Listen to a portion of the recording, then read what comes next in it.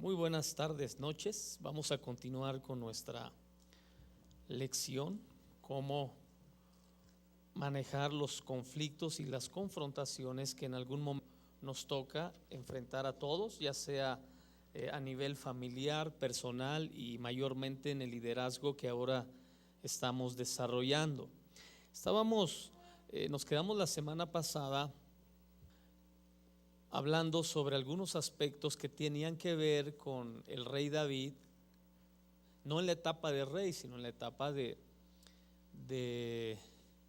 proceso a llegar a ser rey. Cómo es David es llamado para confrontar una situación, para enfrentar un conflicto que tiene que ver con el rey Saúl. Dijimos que David tenía varios talentos, varias habilidades, y fue donde aprendimos un poquito a que en el manejo de conflictos y de confrontaciones teníamos que ser multifacéticos. Dice la escritura que David sabía tocar, tenía un don, tenía un talento que le podía ayudar a solucionar conflictos. En el caso de Saúl, que tenía una enfermedad, le ayudaba a solucionar el conflicto de Saúl, pero ya no le ayudaba a solucionar otras cosas. Le ayudó para solucionar parte del problema con Saúl, pero Saúl tenía más conflictos, más problemas. Y aprendimos que hay cosas que tenemos y que nos ayudan a solucionar conflictos, problemas en la vida, pero a veces eso no nos ayuda para solucionar otro tipo de problemas. En algún momento a usted le puede ayudar la forma en la que habla, la forma en la que se expresa, pero hay situaciones donde no es suficiente la forma en la que usted habla. Hay que hacer otro tipo de cosas. En algún momento recordará usted cuando el pueblo de Israel va saliendo de Egipto, la escritura que se encuentra en el Mar Rojo y Moisés ora a Dios, y la respuesta de Dios a Moisés es: ¿por qué oras? ¿Por qué clamas a mí? Solo dile al pueblo que marche. Es decir, que en ese momento la forma de solucionar el problema, el conflicto, ni siquiera era la oración, era una acción. Había que enfrentar la situación con determinación, y ni siquiera ahora cosas que se solucionan sin oración. Yo sé que la mayoría de nosotros pensamos que todo se arregla con oración. Discúlpeme, pero hay cosas que no. Y a veces ese tipo de respuestas nos crean conflictos, porque religiosamente se nos enseñó que todo hay que pedirle a Dios que lo haga y Él lo va a hacer. No, hay cosas que tiene que hacer usted. Por eso cuando Jesús sanó o resucitó, dice la Biblia que Él fue muy claro y muy específico cuando le dijo a la gente: quiten la piedra. Es decir, que hay actividades que les toca hacer al hombre, quitar la piedra, y a Dios le toca rezar al muerto. Hay cosas que le tocan hacer a usted, quitar de su vida, y hay cosas que le toca a Dios hacer en la vida de usted. Hay cosas que le toca hacer a usted con una persona, pero hay cosas que le tocan hacer a Dios. Entonces, no todo le toca hacer a Dios, hay partes que nos toca a nosotros. ¿Está bien? Entonces, David es llamado para solucionar un conflicto, un problema, y lo soluciona. Pero él tiene y desarrolla otras habilidades y otros talentos que le ayudan a desarrollar otro tipo de problemáticas. Entonces, ¿qué queremos decir con este punto? Que al estar manejando conflictos, al estar manejando confrontaciones, usted y yo tenemos que hacernos de recursos que nos ayuden a solucionar situaciones que hoy ya no son solucionables de esa manera. En algún momento a lo mejor te sirvió la forma en la que hablabas, ahora hasta te sirvió tu aspecto físico. En el caso de las mujeres, estoy seguro que cuando eran jóvenes, bueno, la mayoría son jóvenes, ¿verdad?, solucionaban problemas solamente con su belleza. Estoy seguro que su aspecto físico solucionaba un problema y usted decía: ¿sabes qué? Si no son las cosas como deben ser, nos vamos a ver en la noche. Y entonces el otro pues bajaba la guardia, ¿no? Y decía: no va a haber que cenar en la noche. Y entonces tenía que bajar la guardia, pero ya llegó un momento donde eso ya no te funciona. Y dice: pues sí, quieres, si no, y me da igual, ¿no? Si no hay nada en la noche o en un mes, no me interesa. Voy a buscar otro recurso, ya no me funciona ese recurso, ya no me funciona el recurso de hablar, tengo que buscar otros. Y es ahí donde David es multifacético, porque dice la escritura, sabe tocar, pero también es prudente en palabras, también sabe hablar, se sabe expresar, pero también dice la escritura que era de hermoso aspecto físicamente, pero también dice que era valiente. Y es la parte ahí donde rescatamos que muchas cosas en David eran solucionadas por su valentía. No tanto a veces porque él supiera hacer las cosas. Cuando él enfrenta al gigante, realmente él no dimensionaba la situación en la que se había metido, que el hombre era muchísimo, muy grande. Hay quien habla de un hombre de unos 4 metros de altura, muy alto y muy corpulento, pero la valentía de David lo ayuda a solucionar ese problema. Y de repente nosotros nos perdemos en algún momento y no tenemos los recursos para solucionar problemas. Entonces hay que estarlos cultivando, hay que estarnos nutriendo de ellos para poderle solución. Entonces estuvimos hablando de David porque entramos a las observaciones acerca de los conflictos, para entrar ahora a las formas incorrectas de tratar con los conflictos. Hay muchas formas incorrectas que usamos para enfrentarlos. Una de ellas, la número 1, es que la mentalidad de que el ganador todo, a través de la idea de que en medio de los conflictos todo mundo sale corriendo. Acuérdese usted que usted no puede corregir nada, esté dispuesto a confrontar nada en la vida, ni personal, ni familiar, ni congregacional, ni laboral. Nada se puede solucionar si usted no está dispuesto a confrontar. Nada que tú no confrontas se soluciona. Lo único que haces es que lo postergas a que en algún momento inclusive sea más grande el conflicto o el problema. Tenemos que tomar decisiones fuertes, radicales. Lo tengo que confrontar. No me gusta, no es agradable, no es cómodo, pero lo tengo que enfrentar. Entonces aquí el correr, el salir por la tangente no soluciona el problema, solo lo posterga para otra etapa y puede ser todavía más dolorosa, más difícil. Número 2, también alejarse de la situación. Alejarse de la situación o pensar que tenemos que buscar la paz a toda costa. También esto es una forma incorrecta de manejar los conflictos. ¿Por qué? Porque una cosa es la paz y otra es el ser pacifista.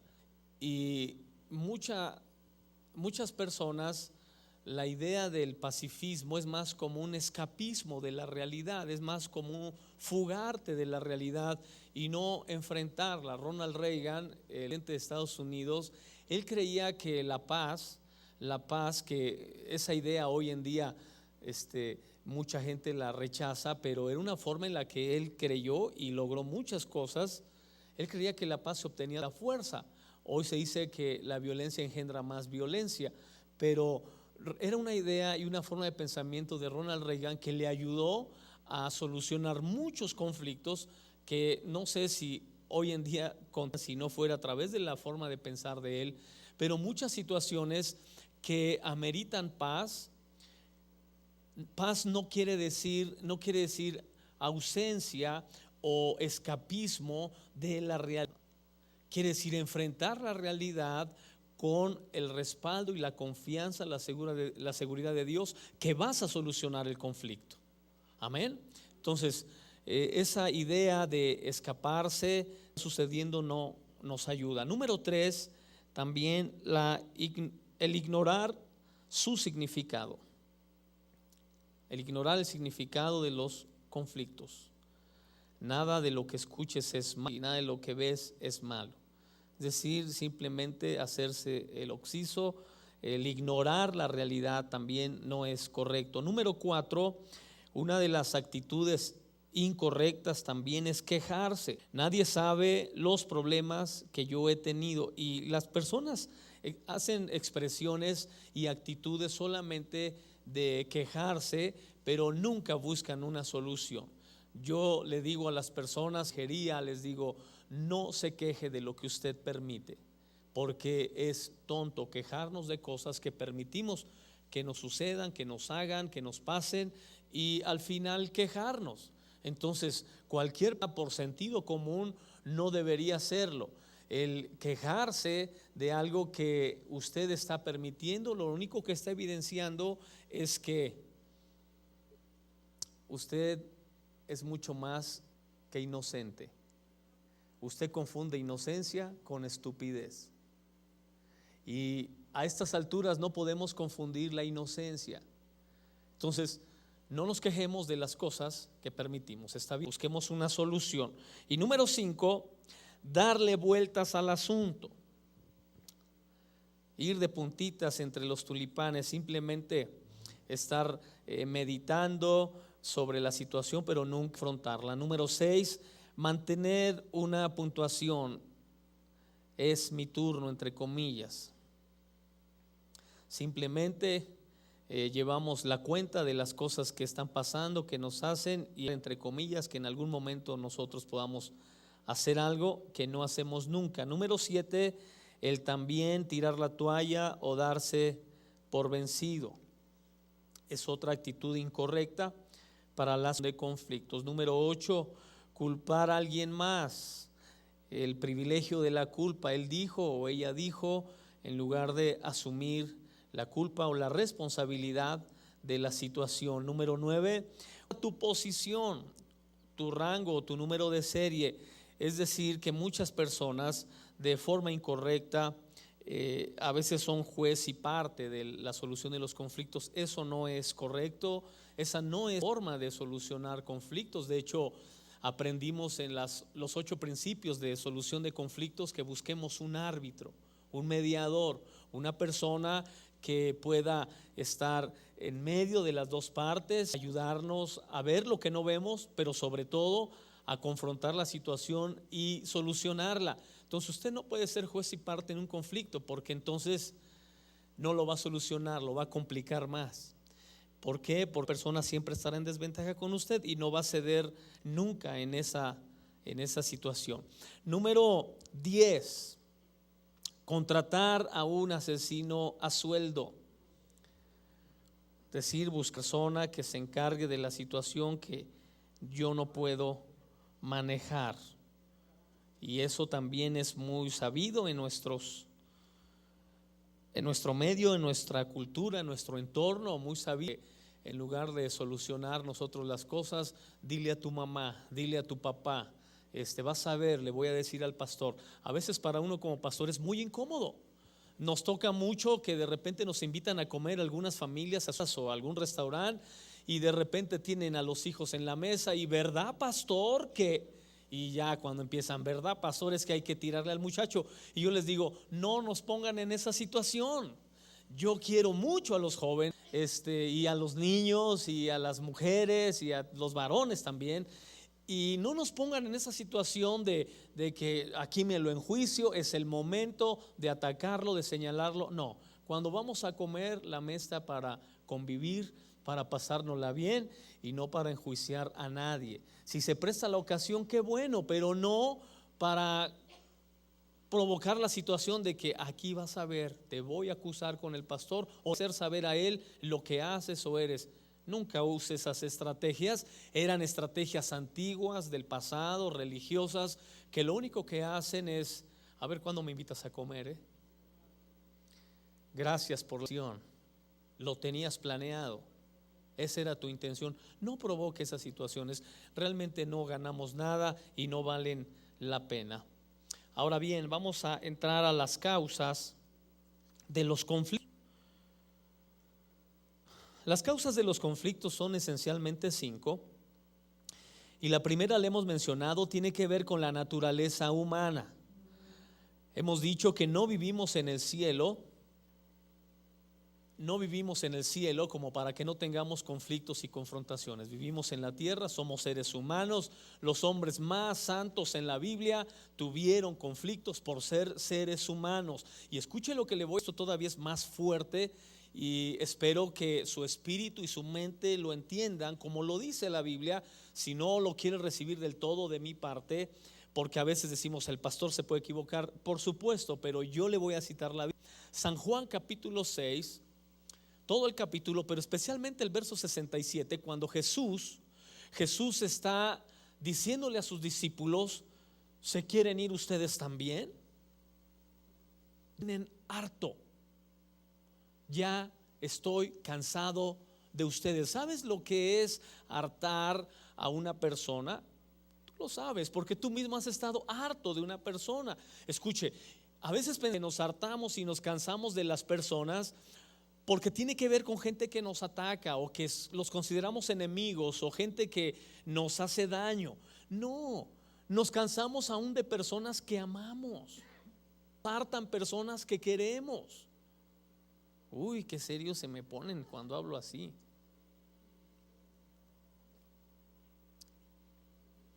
¿Usted piensa que las personas que usted quiere no lo hartan a usted, o ellos no se hartan de usted aunque lo quieren? Por supuesto que sí. Jesús amaba a sus discípulos y amaba a la gente, pero si usted analiza todo el capítulo, usted va a ver a un Jesús que está cansado de la gente, dejar de la gente. ¿Por qué?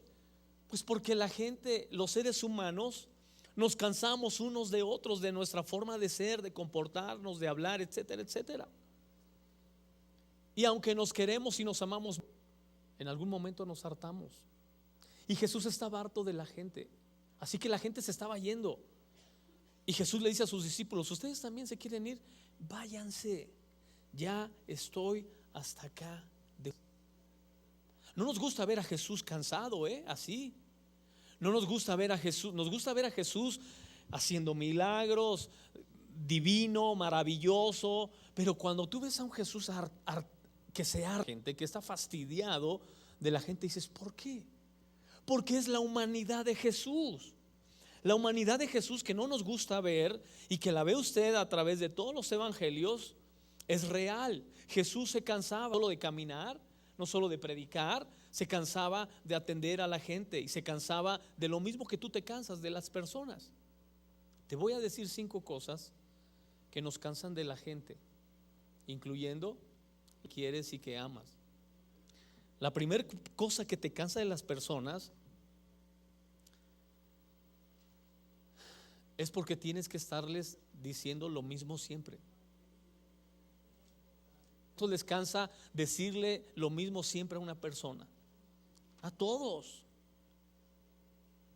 ¿Por qué te cansa estarle diciendo lo mismo a una persona?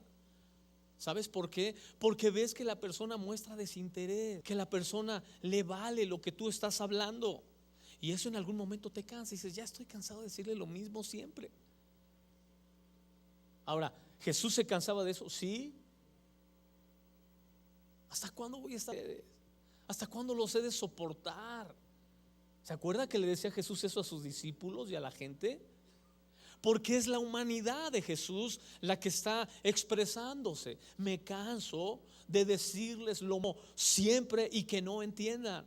Eso te cansa a ti, aún de las personas que quieres y amas. Amén. Y eso no es falta de amor, es tu humanidad. A veces pensamos que las personas, porque nos aman, forzosamente nos tienen que comprender y entender. No es cierto. Te pueden amar sin entenderte y sin comprenderte toda la vida, y tal vez y nunca te alcanzó a comprender, pero se fue amándote siempre. Y yo creo que en ese sentido, en relación a la familia, en relación a los que trabajamos con personas, sabemos que es así, que amamos, pero que nos cansa y nos fastidia el tenerle que estar diciendo lo mismo siempre. Hay un proceso en la Escritura en relación al trato de los conflictos y la confrontación, de hacer que una persona sea exhibida públicamente porque no entiende, porque ya están cansados de decirle lo mismo y la persona no hace nada porque las cosas cambien. Entonces vamos a exhibirlo públicamente. Antes había un programa en televisión que se llamaba Que todo México se entere, ¿se acuerda? ¿A cuántos de ustedes lo amenazaron con ira? Que todo México se entere que haces esto. Y tú dices, no, ¿cómo va así? Que todo México se entere que eres. Y bueno, pues daba pena saber solamente que lo amenazaran a uno con algo así. Y los muchachitos jugaban con esas cosas, pero es el clímax de una persona a quien le has dicho lo mismo muchas veces y no entiende. Estás cansado. La segunda cosa que te cansa es que la persona o las personas nunca acaban por entender, por aprender. Y el apóstol Pablo se refiere a un grupo de personas, dice la escritura, que están aprendiendo y aprendiendo, dice, pero nunca llegan al conocimiento de la verdad. Es decir, que no aprender, que no necesariamente tienes que saber todo, pero lo que necesitas para que tu vida sea diferente, sí tienes que aprenderlo. Muchos de los conflictos que en nuestras relaciones interpersonales no son conflictos complicados, son cosas muy sencillas que podemos solucionar, pero no estamos dispuestos a aprender la forma de solucionarlas. Y entonces no hacemos nada porque se solucionen, y parece que a través del tiempo estamos aprendiendo, pero sucede que pasa el tiempo y no hemos aprendido. En algún momento le hacía yo ver de las cosas que aprendemos demasiado tarde, y cuando digo demasiado tarde es porque dijimos que a veces no alcanzamos a darles ya solución.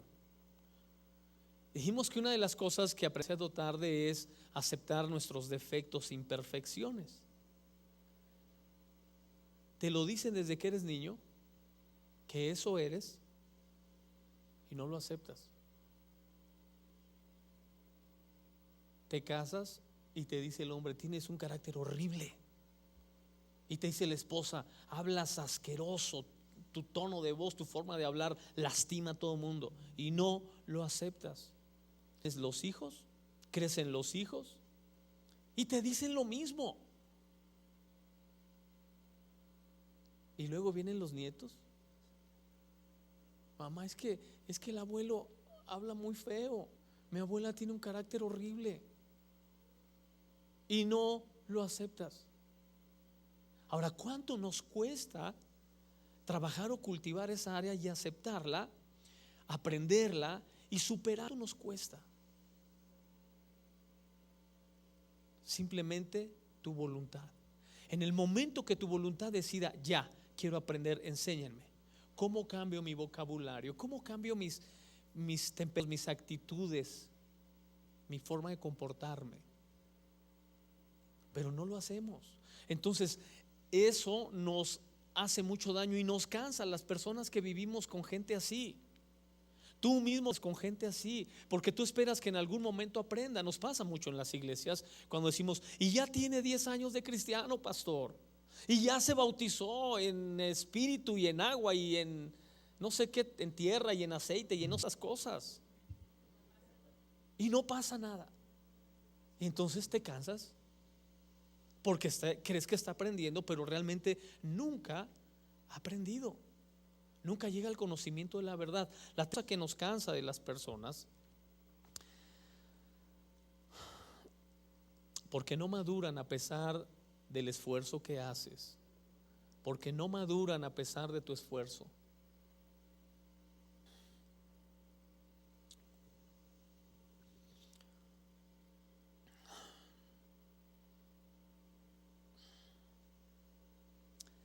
Y yo creo que en estas áreas todos batallamos con personas así, que les enseñas, los formas, ya sean hijos, sean amigos, sean familiares, sean hermanos, los formas, les enseñas, educas. En el caso de los hijos, a veces hasta los casa uno,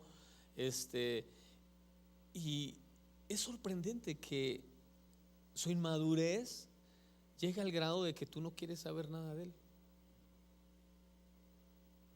Es sorprendente que si es nuestra hija, nuestro hijo, gente que amamos y queremos, pero no han alcanzado a madurar, a entender lo que les he querido enseñar, lo que he querido que aprendan, lo que les tuvo que haber enseñado.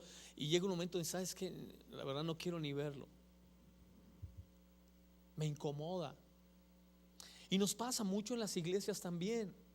Cuando vemos a personas que pasan los años y sus problemas son los mismos de hace 10 años, y tú esperas que venga contigo con un problema. Sí, para eso estás, para atender sus necesidades, sus problemas, pero con problemas diferentes.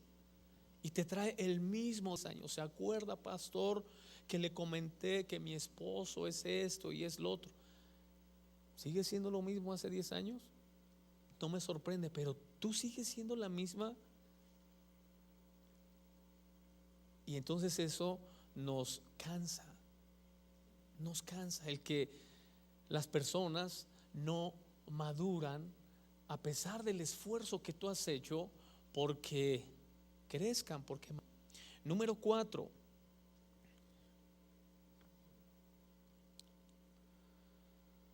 porque no valoran tu esfuerzo y tu contribución. Que muchas veces te has desvivido por personas, has hecho hasta más allá de tus fuerzas, de tu alcance, para poder hacer algo por ellos y bendecirlos y animar, levantarlos y apoyarlos, y ellos nunca valoran tu esfuerzo, tu contribución hacia ellos, y eso te cansa. Llega un momento donde dices, ¿sabes qué? Ya no puedo, ya he endeudado por él, he pedido prestado acá, le he buscado de 1000 formas, y sabes que ya no puedo, y nos cansa. Amén. ¿Te acuerdas cuando Jesús le dijo precisamente a la gente y a los discípulos: me siguen porque les doy de comer? Acababa de hacer el milagro de la multiplicación de los panes y de los peces, y la gente, qué padre, ¿no? Este es el López Obrador que queríamos, ¿no? Que nos diera de comer sin trabajar. Y qué padre, esta es una maravilla. Pero Jesús le dijo, ¿saben qué? Eso no sirve. ¿Por qué? Porque ustedes nada más me siguen por el pan que les doy, por los milagros que hago, pero realmente no hay un compromiso más estrecho, más profundo que suplir una necesidad material. Y eso cansaba a Jesús. Y eso te cansa a ti. ¿Por qué? Porque dices, o sea, me desvivo, me preocupo, me desvelo por él, por ella. Y nos pasa como pastores, iglesia.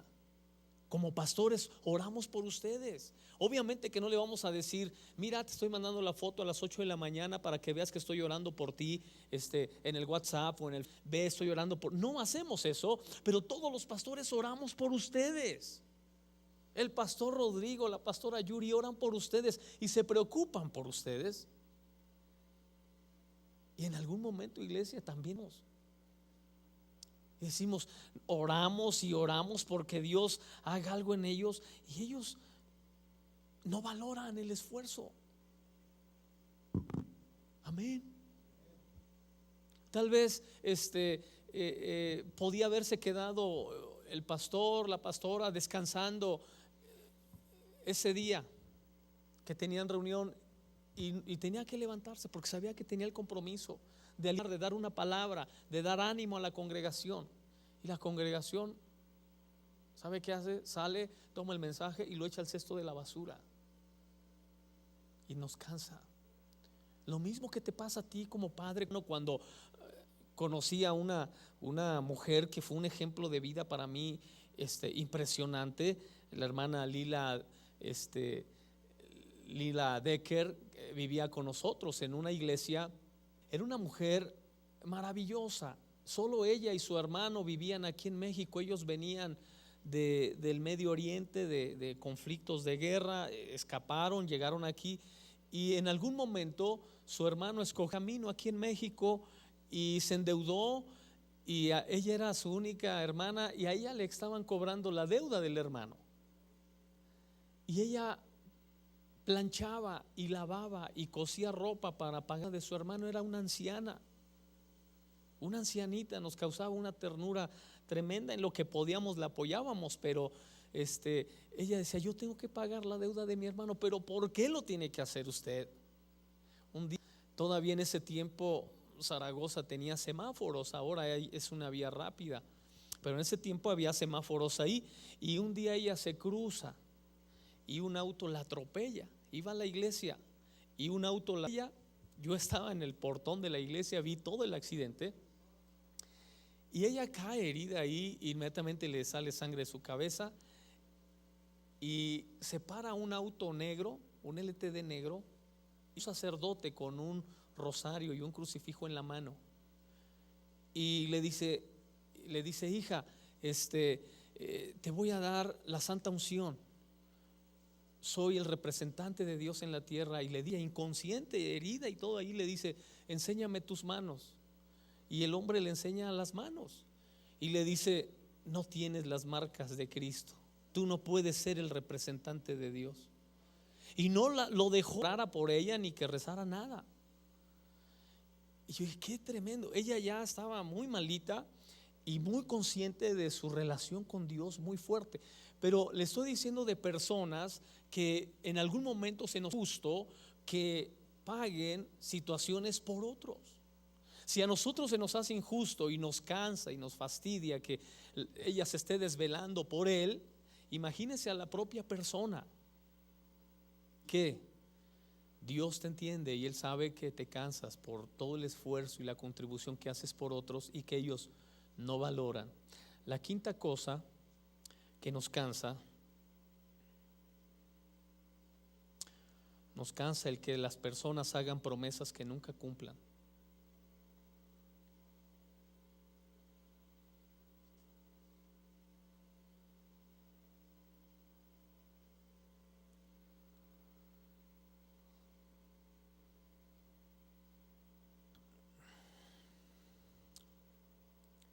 ¿Cuántos se han cansado de que le prometan que van a cambiar, que van a ser diferentes, que las cosas ya no van a ser las mismas, que de hoy en adelante va a ser otra persona? Y promesas incumplidas te cansa. Todos nos cansamos de personas así. Y eso es normal, esa era la humanidad de Jesús. Yo no quiero que vea a Jesús como una mala persona, no. Es su humanidad que se cansa de sus discípulos. Es su humanidad que se cansa de personas que lo siguen solamente buscando un beneficio personal, que se cansa de personas que le hacen promesas y no las cumplen, que se cansa de personas por quienes Él se desvive por ellos y las personas finalmente no lo valoran y lo dejan solo.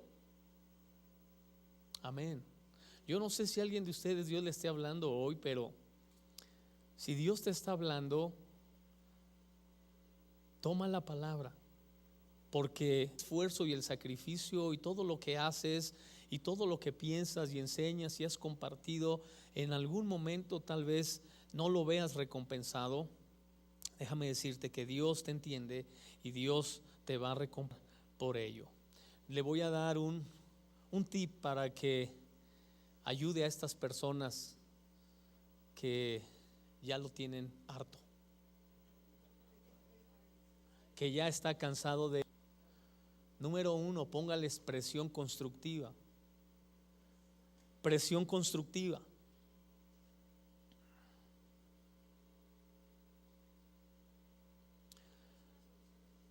Le puede ayudar, es un tip para cuando nos cansamos de alguna persona, qué hacer con ellos. Número 2, póngale cláusulas y requisitos. Es sorprendente cómo hay personas que nunca cambian porque nunca se les ha puesto un límite, nunca se les ha puesto una cláusula, un requisito. Siempre se les ha dicho que tienen que cambiar, no se les ha dicho hasta aquí y no se les ha dicho cómo. Entonces tienes que hacerlo en algún momento. También póngale término de tiempo. Póngale término de tiempo. Y cuando le ponga término de tiempo, también aprenda a correr la milla con él. que Él sepa que usted sabe poner término de tiempo porque usted mismo ha corrido ese trayecto, porque usted mismo ha pasado etapa y le ha costado el mismo tiempo que usted le está poniendo a Él. Así que el correr con Él la milla le va a ayudar a darse cuenta si realmente Él está dispuesto a cambiar. Y número 5, 4, mantén una actitud de disciplina amorosa. Siempre una actitud de disciplina amorosa te va a ayudar a que las personas tomen buenas decisiones o cambien o hagan algo por ser diferentes.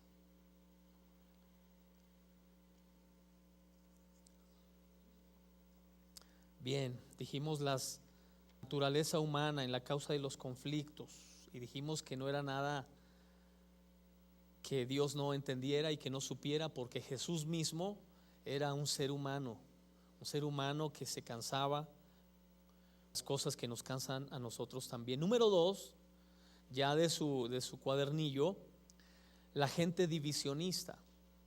Otra causa de conflictos es la gente divisionista, gente que busca dividir. ¿Se acuerda cuando los discípulos de Juan fueron con él y le dijeron que del otro lado hay alguien que bautiza más gente que tú?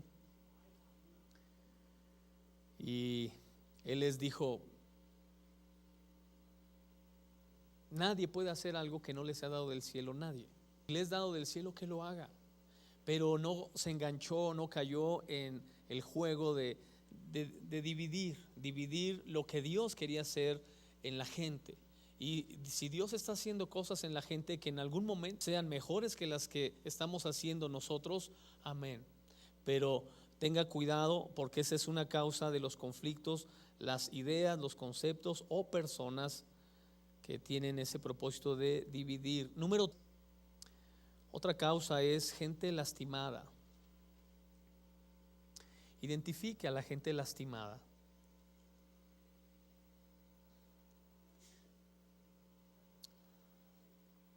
Mucha gente, sus conflictos y problemas que tiene con las personas son sus heridas, es su dolor, es su sufrimiento, su incomprensión de la que vienen a través de los años y que la proyectan en sus relaciones interpersonales. Identifique eso, porque eso le va a ayudar mucho también a ser una persona comprensiva, amorosa, cariñosa, cuando es que la persona está proyectando su dolor, su sufrimiento. Número 4, la gente política. Hay gente que es política en su percepción de la realidad de la vida y que todo lo lleva a politizarlo. Cualquier diálogo, cualquier conversación o cualquier situación, esa es su forma de percibir la realidad. 5, un liderazgo débil.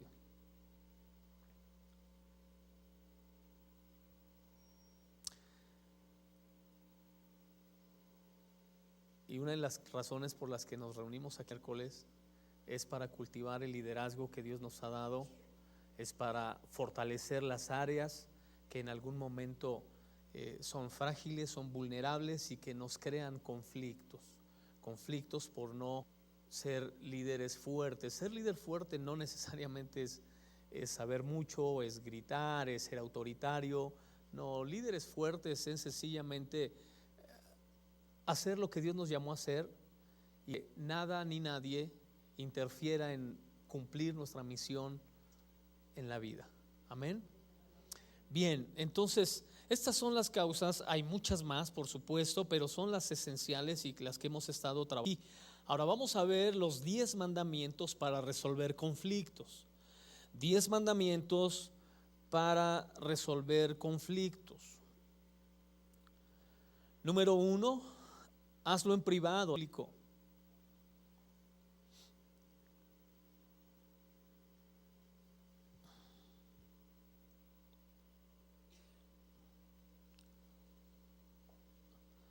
¿Por qué es importante hacerlo en público? Porque acuérdese usted que muchas personas en su humanidad, la forma en la que solucionan sus conflictos es atacando a los demás. Entonces, muchas personas no saben solucionar un conflicto de forma directa, entonces se salen por la tangente atacando personas para solucionar su problema. Entonces, es el tipo de gente que dice: está bien, me están diciendo que estoy mal, pero no estoy como él, como fulanito. Tal vez no lo dice en la reunión porque no te lo permite, pero en una confrontación muchas personas lo que hacen: ¿por qué si me lo dice a mí, por qué no le dice a él también? Entonces, si usted fica que es parte de las formas en las que la mayoría de personas soluciona conflictos y problemas, entonces aprenda a hacerlo en privado, para que no le dé margen ni a señalar a nadie, ni a excusarse en nadie, ni a justificarse en nadie. ¿Está bien? Número 2, hazlo en privado y en público. Y número 2, lo más pronto posible. Lo más pronto posible. ¿Por qué? Porque muchas veces dejamos crecer el cachorro de león y el dragón. Cuando dice el libro de los Salmos que hollarás al cachorro de león, tiene que ver con problemas, o las pequeñas zorras que echan a perder la viña, tienen que ver con pequeños problemas que en algún momento los vamos dejando crecer hasta que ese cachorrito se convierte en un feroz león que ya no hay forma de detenerlo. Cuando tuviste que hacerlo no lo hiciste, se te hizo chistoso, se te hizo simpático, pero ya llegó un momento donde lo simpático se convirtió en un conflicto espantoso, vergonzoso, y ya no puedes detener. Nos pasa mucho con los hijos también. Yo sé de padres que escuchan a sus hijos decir maldiciones, ser groseros con la abuela. Ay, qué chistoso, ¿viste? Le dijo no sé qué a su abuela, le dijo no sé, abuelo, al primo, y se hace chistoso. Bueno, cuando sea grande y lo quiera frenar, no va a poder hacerlo. Ya es una fiera. Cuando era un cachorro lo tenías que hollarlo, porque eso es lo que dice la escritura: hollarás al cachorro de león, pero lo dejamos crecer. Y como eso nos pasa igual en nuestra relación con las personas. En algún momento tenemos que ponerle un alto.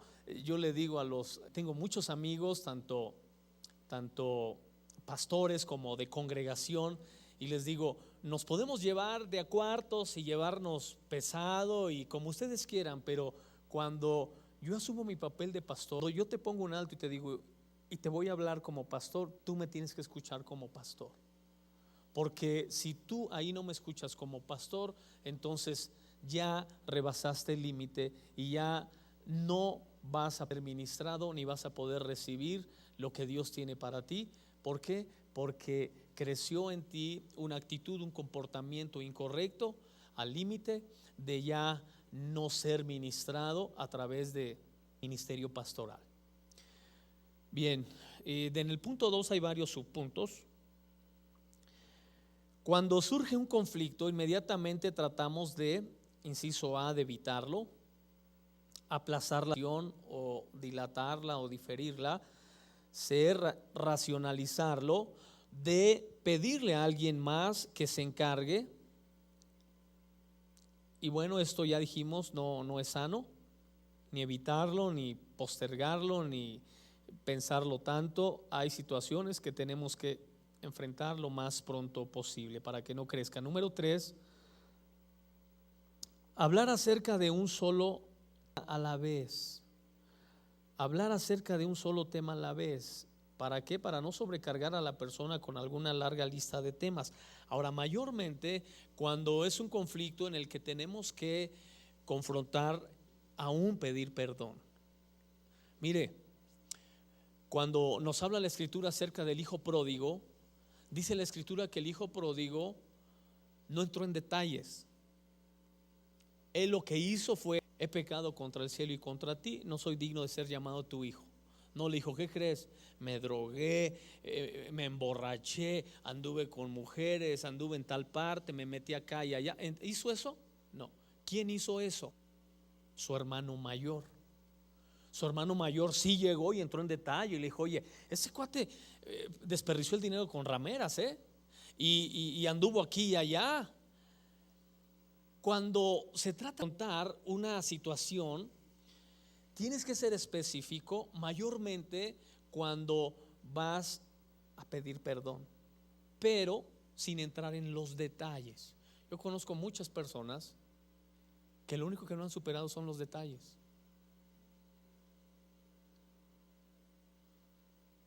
Pudieron perdonar, pudieron superar la situación, pero el detalle es la que lo tiene atorado. Entonces, o sea, ya lo perdonaste, ya lo arreglaste, pero de repente los detalles. Y por aquí es donde andaba, ¿no? Y esos eran los lugares a los que ibas, ¿no? Y ese era el tipo de persona. Y son los detalles. Entonces, lo que tienes que hacer es ser específico y no entrar en los detalles, a menos que realmente la situación lo amerite. Pero en la mayoría de los casos, cuando es solucionar un conflicto y llegar al perdón, porque esa sería la meta final, no tienes ni siquiera que entrar en detalles. ¿Está bien? Número 4, sé específico. Sé específico. Una vez que has establecido tu punto, no continúes repitiéndolo. Simplemente describe a la persona lo que percibes que él o ella está haciendo para ocasionar la situación. Déjale saber cómo te sientes al respecto. Dile por qué esto es importante para ti y pregunta lo que se puede hacer para resolverlo.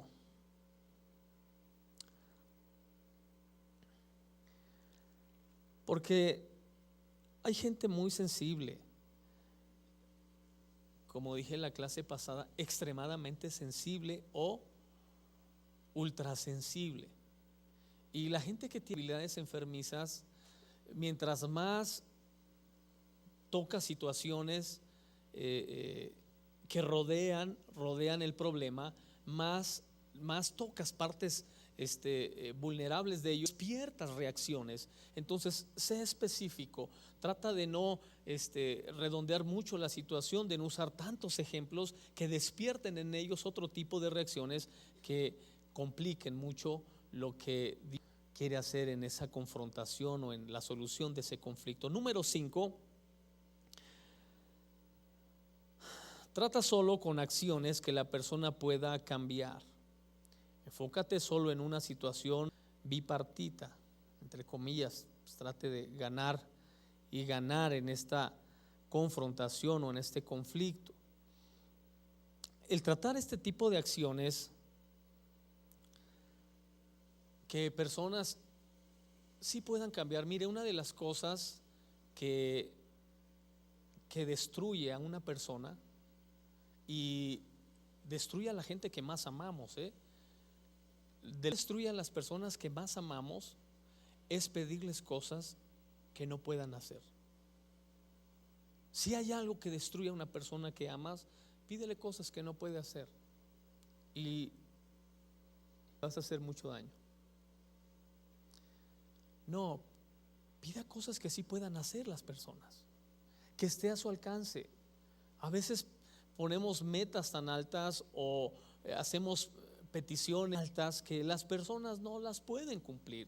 En algún momento le decía yo, cuando estábamos hablando sobre cómo establecer metas, le decía, póngase metas que sean aceptables, que sean reales, no metas de fin de año que usted sabe que no las va a cumplir.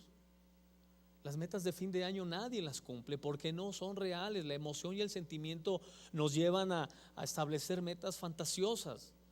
El problema es que se las ponga usted, el problema es que se las ponemos a personas que amamos y queremos y los destruimos porque les pedimos cosas que no van a poder cumplir y que no van a poder realizar.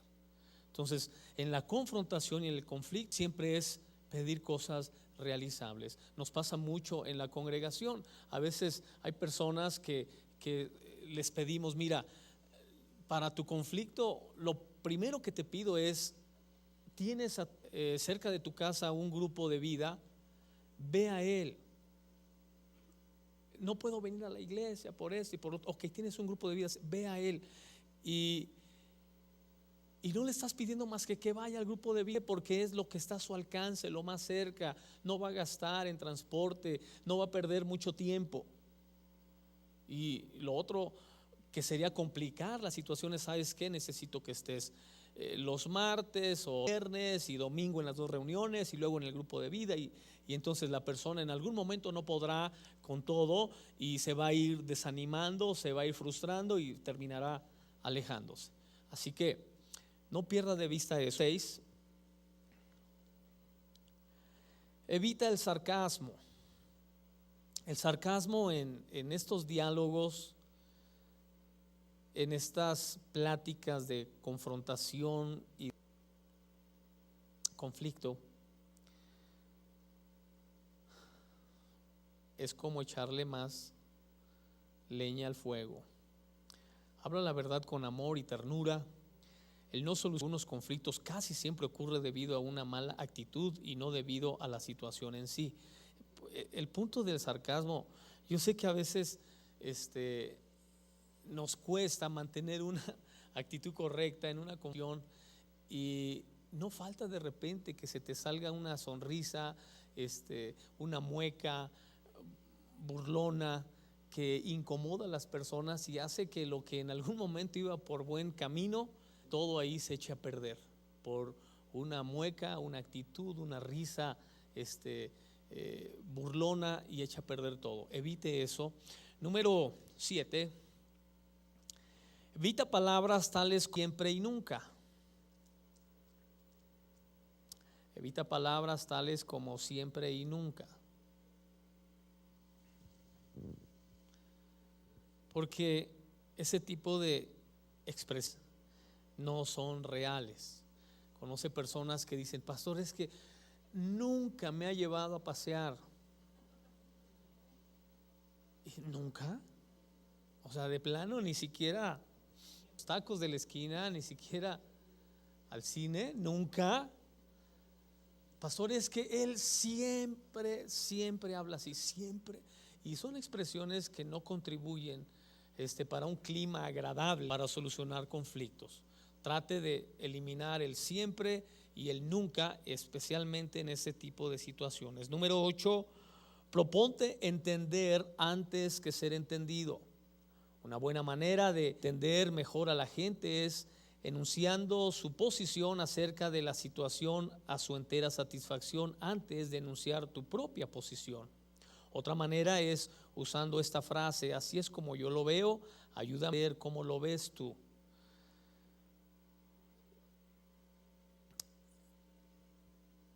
Hace rato estaba hablando el tema de entender o comprender, entender y comprender a la gente, y le decía: si tú das por hecho que porque amas a la persona la entiendes o la comprendes, no es cierto. Tú tienes que estudiar a la persona para que realmente la llegues a entender o a comprender. Entonces, el amor no. Oh, yo que pensé que con el amor era. No. Tienes que estudiar a las personas. Si realmente quieres que la relación sea una relación longeva y fructífera, tienes que estudiarla o estudiarlo. De repente te mirará como bicho raro. De repente, si tienes que interactuar y cuestionarle del por qué es así, no importa, hazlo. Es por el bien de la relación. Si no, la relación no tendrá futuro. Las relaciones que se convierten en algo significativo en nuestra vida es porque realmente llegamos a conocernos en cosas esenciales. Yo no sé si usted tiene familiares cercanos con quienes usted no ha podido conseguir una buena relación y te duele porque dices: es mi hermano, es mi mamá, es mi papá, es mi hijo, es etcétera, etcétera. Te duele. La pregunta es: ¿qué has hecho para estudiarlo? Y realmente no he hecho nada. Así que yo le animo que de hoy en adelante empiece a hacerlo. ¿Por qué es así? ¿Por qué habla así? ¿Por qué se comporta así? Es sorprendente cómo podemos ser hijos de un mismo papá y mamá y ser los 5 tan diferentes en todo. Yo tengo un hermano que es pastor y que nos conoce, dice: es que ustedes no parecen hermanos. Ya déjese del aspecto físico. La forma de pensar y de hablar y de ser no tiene nada que ver, no.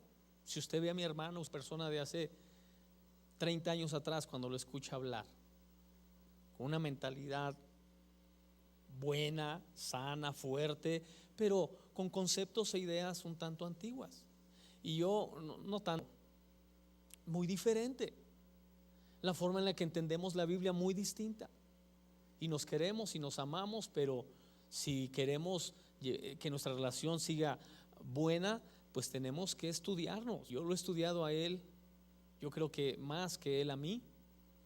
Y déjeme decirle que no es fácil convivir con una persona así, pero puedo hacerlo porque lo conozco. Tenemos 40 y tantos años conviviendo y nunca nos hemos peleado, nunca nos hemos insultado, nunca nos hemos dicho groserías ni cosas por el estilo.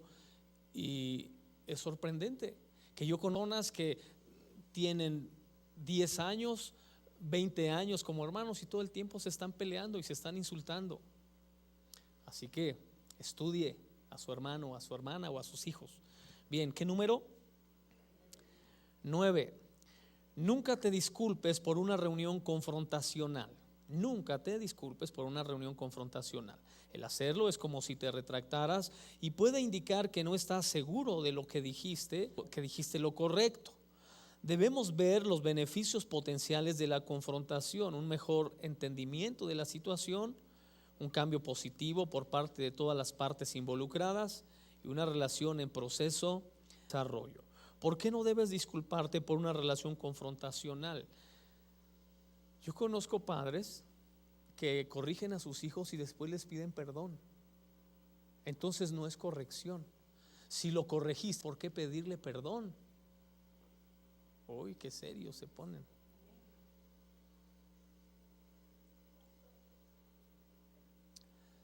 ¿Sí?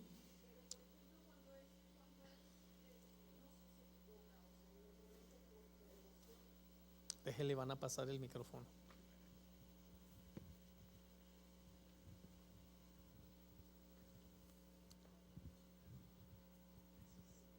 Le preguntaba que sí, bueno, cuando tenemos una confrontación, pero que hay veces que sí nos ha llegado a pasar que es por emociones que nos alteramos o algo, o que decimos realmente cosas que efectivamente al otro día, en rato nos estamos arrepintiendo y pues por eso es que luego nos disculpamos. O sea, en ese caso sí se va.